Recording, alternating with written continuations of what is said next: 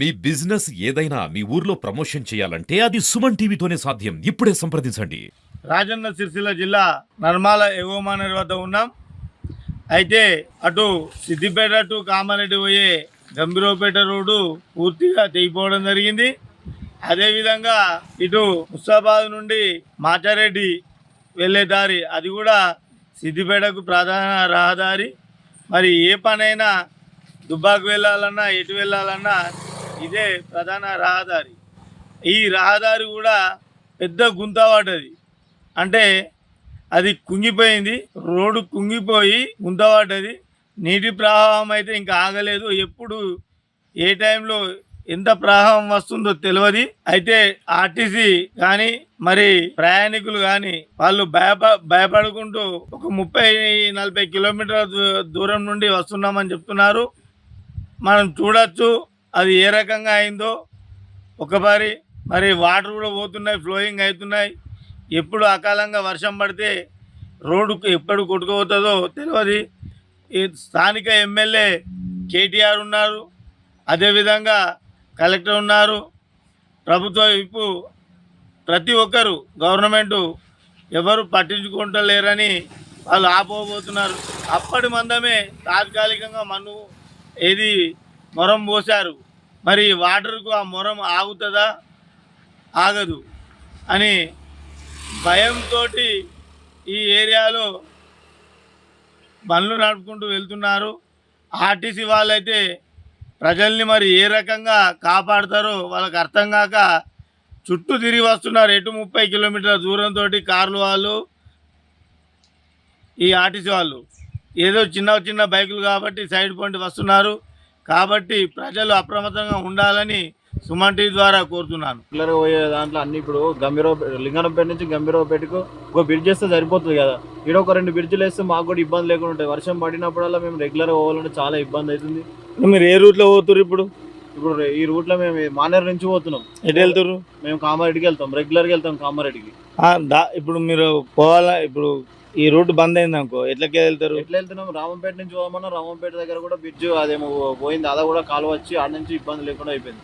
మొన్న ఏం చేసినాం, భీమనమల్ల నుంచి మొత్తం తిప్పుకుంటా పోయినాం. ఆ రోజు కూడా చాలా ఇబ్బంది అవుతుంది సార్ మాకు. ఏదైనా ప్రభుత్వం ఇప్పుడైనా సీఎం గారు హామీ ఇచ్చారు, రోడ్డు కడతారు అవి కడతారని.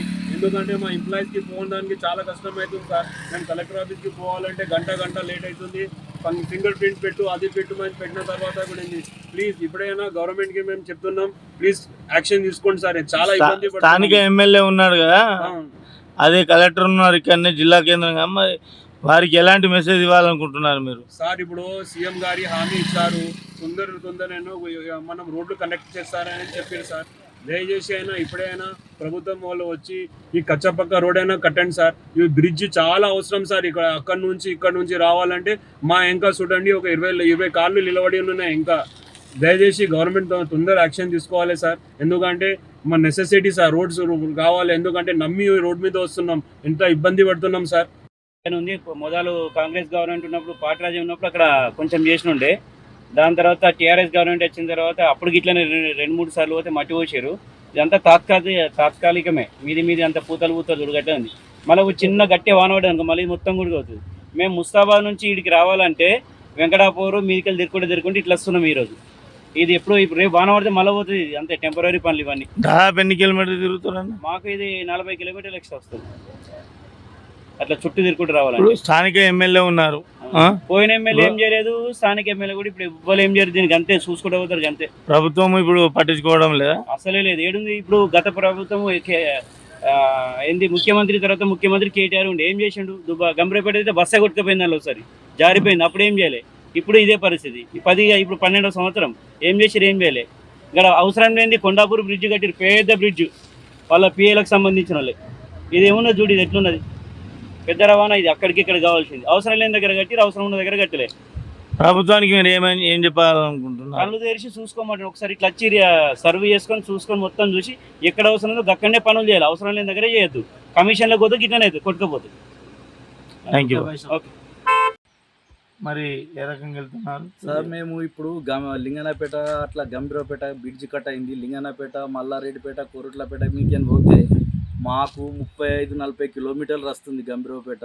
మళ్ళా మొన్న ఇది మంచిగా అయిందని వస్తే ఇవాళ రోడ్డు కట్ అయింది అని చెప్పి బండ్లు బస్సులు ఇవి పోతలేవు అని చెప్పిర్రు. మేము ఇక్కడ దాకా వచ్చి మళ్ళీ తిరిగి మళ్ళీ రేటుపేట మీకేం పోయినాము. మళ్ళీ ఇప్పుడు చాలా అయినాయి అంటే మళ్ళీ ఇక్కడ నుంచి పోతున్నాము నర్మాల మీకే. ఇప్పుడు మాకు తక్షణం నర్మాల కాడ బ్రిడ్జి, గంభీరావుపేట బ్రిడ్జి ఖచ్చితంగా మీరు చేయాలని గవర్నమెంట్కు మేము కోరుకుంటున్నాము. ఏ పార్టీ ఆ పార్టీ ఈ పార్టీ అనకుండా అన్ని పార్టీల వాళ్ళు కలిసి మాకు ఈ బ్రిడ్జి వేయాలని మేము కోరుకుంటున్నాము. ప్రతి ఒక్కరికి గవర్నమెంట్కు ప్రతి ఎమ్మెల్యే ఎంపీలకు మేము కోరుకోవడం ఏంటంటే మాకు కంపల్సరీ ఎగువ మానేరు కాడ గంభీరావుపేట కాడ కంపల్సరీ మాకు బ్రిడ్జి కావాలని మేము కోరుకుంటున్నాము. మేము ఒక రోజు గంభీరావుపేట ఆఫీస్కి వెళ్తాము. మేము రోజు 50 కిలోమీటర్లు వస్తుంది మాకు. మేము 10-12 కిలోమీటర్లు పోయేటోళ్ళము, మాకు 50 కిలోమీటర్లు వస్తుంది. దయచేసి మీరు బ్రిడ్జి ఇట్లా వేయాలని మేము ప్రభుత్వాన్ని కోరుకుంటున్నాము. మన లింగనపేట బ్రిడ్జ్ కూడా చెడిపోయిన కారణంగా తిరుగుకుంటూ పోతున్నాం. నర్మాల నుంచి ఇట్లా ఈయన కొత్తపల్లికి వెళ్ళిపోతున్నాం. అయితే ఇక్కడ బ్రిడ్జ్ కూడా అంతంత మాత్రమే ఉన్నది. ఇబ్బంది అవుతుంది, ప్రయాణికులు ఇబ్బంది అవుతుంది, మాకు ఇబ్బంది అవుతుంది. లింగనపేట బ్రిడ్జ్ చేయిస్తే ఈ ఇబ్బంది తొలిపోతుంది. పై అధికారి వరకు వేడుకుంటున్నాం. దాదాపు మీరు ఎన్ని కిలోమీటర్ల నుంచి వెళ్తున్నారు? కిలోమీటర్లు కొంచెం ఎక్కువనే అవుతున్నాయి సార్. తిరుగుకుంటూ పోతున్నాం కదా, సాధారణ కంటే కొంచెం ఎక్స్ట్రా అవుతుంది. 30-40 కిలోమీటర్లు 20 దాకానే ఖచ్చితంగా తిరుగుతూనే అవుతుంది.